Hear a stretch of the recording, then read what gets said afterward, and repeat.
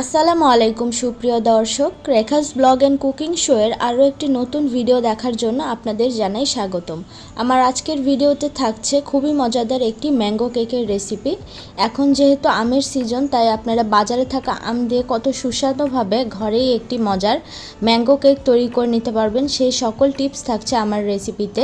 আমার ভিডিওতে দেখানো সকল টিপস যদি আপনারা ফলো করেন, তাহলে এরকম সুন্দর একটা স্পঞ্জি বেস সহ আপনারা মজাদার একটা ম্যাঙ্গো কেক ঘরেই তৈরি করে নিতে পারবেন। তো কেক তৈরির জন্য প্রথমে আমি শুকনো উপকরণগুলো চেলে নিচ্ছি। এখানে আমি নিয়ে নিচ্ছি হাফ কাপ ময়দা, আর দিয়ে দিচ্ছি 2 টেবিল চামচ কর্নফ্লাওয়ার, 2 টেবিল চামচ গুঁড়া দুধ।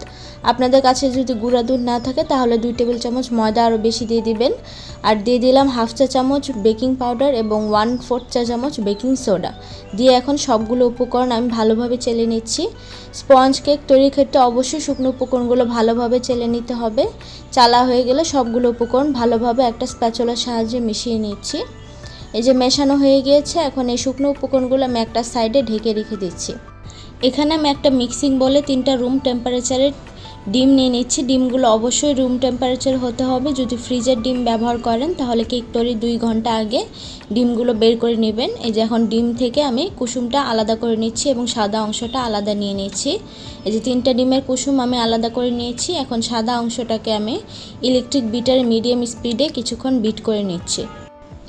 সাদা অংশটা কিছুটা ফোম করার পর এখন আমি এখানে চিনি অ্যাড করব। এখানে আমি হাফ কাপ চিনি নিয়ে নিয়েছি। এই হাফ কাপ পরিমাণ চিনি কিন্তু পারফেক্ট মিষ্টি হবে কেকটা। আপনারা যদি মিষ্টি আরও বেশি খেতে চান তাহলে চিনির পরিমাণটা আরেকটু বাড়িয়ে দিবেন।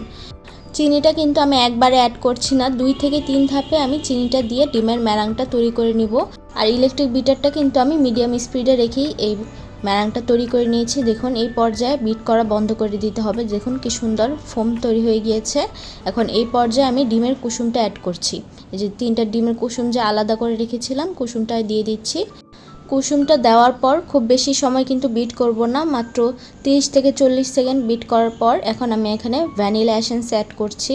এখানে আমি 1 চা চামচ ভ্যানিলা এসেন্স এবং 1 চা চামচ ম্যাঙ্গো ইমাশন দিয়ে দিচ্ছি। যেহেতু আমি ম্যাঙ্গো কেক তৈরি করব, তাই ম্যাঙ্গো কেকের জন্যই ম্যাঙ্গো ইমাশনটা অবশ্যই দিতে হবে। যে দেওয়ার পর আমি আরও কিছুক্ষণ বিট করে নিয়েছি। আর এই স্পঞ্জ কেকে কিন্তু আমি কোনো প্রকার তেল ব্যবহার করছি না। আপনারা চাইলে এখানে এই পর্যায়ে 1 টেবিল চামচ তেল ব্যবহার করতে পারেন। আমি যে শুকনো উপকরণগুলো চেলে নিয়েছিলাম, সেই শুকনো উপকরণগুলো এখন 2 থেকে 3 ধাপে আমি দিয়ে ডিমের ম্যারাঙের সাথে আলতো হাতে মিশিয়ে নেব। এই পর্যায়ে এসে কোনো তাড়াহুড়া করলে কিন্তু চলবে না। এই ডিমের ফোমের সাথে শুকনো উপকরণটা খুব আলতো হাতেই কিন্তু মিশিয়ে নিতে হবে। এই যে মেশানো হয়ে গিয়েছে, আমি এখন দেখিয়ে নিচ্ছি।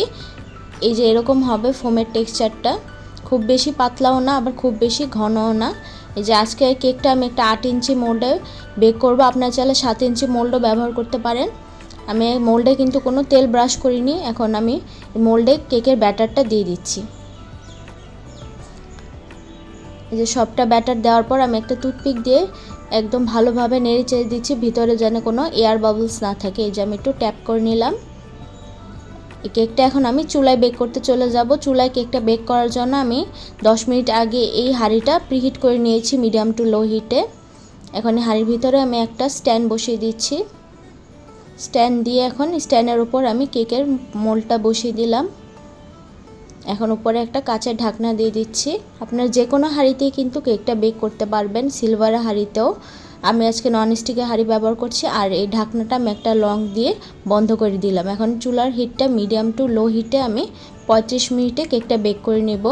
35 মিনিট পর আসলাম, দেখুন কেকটা কত সুন্দরভাবে পারফেক্টভাবে বেক হয়ে গিয়েছে।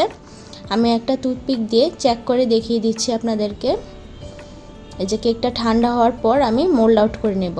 কেকটা ঠান্ডা হতে হতে এখানে আমি ম্যাঙ্গো পাই ফিলিংটা তৈরি করে নেব। ম্যাঙ্গো পাই ফিলিং তৈরির জন্য একটা প্যানে আমি এখানে 1 কাপ আম নিয়ে নিয়েছি। আমটা আমি কিউব করে কেটে নিয়েছি। আর দিয়ে দিচ্ছি হাফ কাপ চিনি। চুলার আঁচটা এই পর্যায়ে মিডিয়াম টু লো হিটে রেখে আমি ভালোভাবে নেড়ে চেড়ে মিশিয়ে নিচ্ছি এবং জাল করে নিচ্ছি। দেখুন চিনিটা কিন্তু পানি ছেড়ে দিয়েছে। এই পানিতেই কিন্তু আমের ফিলিংটা তৈরি হয়ে যাবে এবং আমি স্প্যাচুলারটা দিয়ে আমটা একটু আধা ভাঙ্গা করে দিচ্ছি। খুব বেশি কিন্তু একদম ম্যাশ করি নাই। এখন এই পর্যায়ে আমি এখানে 1/4 কাপ পানির মধ্যে 1 টেবিল চামচ কর্নফ্লাওয়ার গুলিয়ে মিশিয়ে এটা এখন আমি দিয়ে দিলাম। কর্নফ্লাওয়ারটা দেওয়ার পর দেখবেন এই যে আমের ফিলিংটা এরকম থকথকে ঘন হয়ে যাবে। খুব বেশি কিন্তু ঘন করব না, কারণ এটা ঠান্ডা হওয়ার পর কিন্তু আরও ঘন হয়ে যাবে। এখন এই পর্যায়ে এটা আমি নামিয়ে নিচ্ছি। আর দেখুন এদিক দিয়ে কিন্তু আমাদের স্পঞ্জ কেকটা ঠান্ডা হয়ে গিয়েছে এবং আমি এটা মোল্ড আউট করে নিয়েছি। এখন এই পর্যায়ে দেখিয়ে দিচ্ছি এটা কত সফট আর স্পঞ্জি হয়েছে।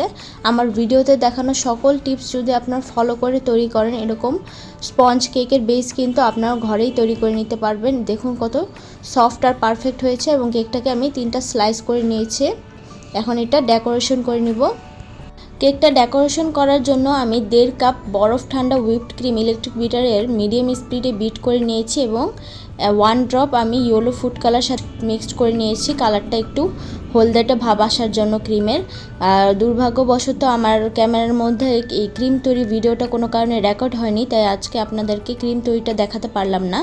একটা স্লাইস বোর্ডের মধ্যে দিয়ে আমি সুগার সিরাপ দিয়ে ব্রাশ করে নিয়েছি। আমি 1/4 কাপ পানির মধ্যে 2 টেবিল চামচ চিনি দিয়ে সুগার সিরাপ তৈরি করে নিয়েছি এবং পাইপিং ব্যাগে হুইপড ক্রিমটা দিয়ে এভাবে লেয়ারের মধ্যে দিয়ে দিচ্ছি। পাইপিং ব্যাগ দিয়ে দিলে কিন্তু সবটা জায়গায় সুন্দর সমানভাবে ক্রিমটা লাগে। এই যে একটা প্যালেট নাইফ দিয়ে মিশিয়ে নিলাম।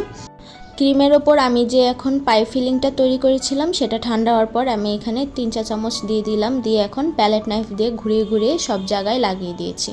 এখন উপরে আরেকটা কেকের স্লাইস দিয়ে সুগার সিরাপ দিয়ে নিচ্ছি। দিয়ে এখন আবার পাইপিং ব্যাগ দিয়ে ক্রিম দিয়ে নিচ্ছি। চেষ্টা করবেন সব জায়গায় যেন সমানভাবে ক্রিমটা লাগে। এই যে উপরে এখন পাই ফিলিংটা দিয়ে দিলাম। এই পাই ফিলিংটা খেতে খুবই মজা হয়ে থাকে। কেক ছাড়া আপনারা যে কোনো ব্রেড দিয়েও কিন্তু এটা খেতে পারবেন।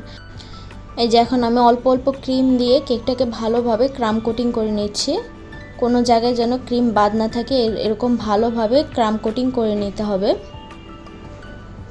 ক্রাম কোট করা হয়ে গিয়েছে। এখন এই কেকটাকে আমি 20 মিনিটের জন্য ফ্রিজে সেট করে নেব। কেকটা ক্রাম কোট করার পর অবশ্যই চেষ্টা করবেন আপনারা 15 থেকে 20 মিনিট ফ্রিজে রাখার। এই যে 20 মিনিট পর আমি ফ্রিজ থেকে নামিয়ে এই যে পাইপিং ব্যাগের সাহায্যে সাইডে ক্রিম লাগিয়ে নিচ্ছি।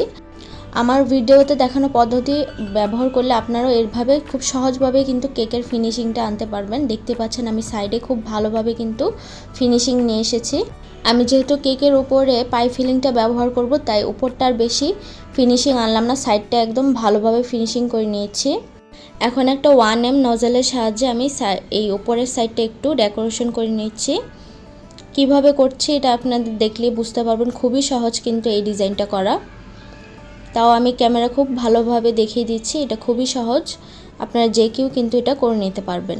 আমার আজকের ভিডিওতে দেখানো কেকের রেসিপিটা যদি আপনাদের ভালো লেগে থাকে তো প্লিজ আমার চ্যানেলটিকে সাবস্ক্রাইব করে আমার চ্যানেলের সাথেই থাকুন। আর আমি এখন যে পাই ফিলিংটা তৈরি করেছিলাম এটা কেকের উপরে সম্পূর্ণটা দিয়ে এই যে চামচের সাহায্যে চারো সাইডে দিয়ে দিচ্ছি। আপনারা চাইলে এখানে কিন্তু আম কিউব করে কেটেও দিয়ে নিতে পারেন। আমার যেহেতু পাই ফিলিংটা ছিল তাই কেকের উপরে দিয়ে দিলাম। আর এখন একটা পাইপিং ব্যাগের সাহায্যে নিচে এরকম একটা বর্ডারের মতো তৈরি করে নিচ্ছি। আমার দেখানো ডিজাইনটা কিন্তু খুবই সহজ, আপনারা যে কেউ যখন তখন কিন্তু এই ঝটপট আমের কেকটা তৈরি করে নিতে পারবেন এবং ছোট বড় সকলেই কিন্তু এই ম্যাঙ্গো কেকটা পছন্দ করবে। এই গরমের মধ্যে ঠান্ডা ঠান্ডা ম্যাঙ্গো কেক সার্ভ করলে আশা করছি আমার এই রেসিপিটা একবার হলেও বাসায় ট্রাই করবেন। ট্রাই করে আমাকে কমেন্টে জানাবেন। আমার আজকের ভিডিওটা আমি এখানেই শেষ করছি। আল্লাহ হাফেজ।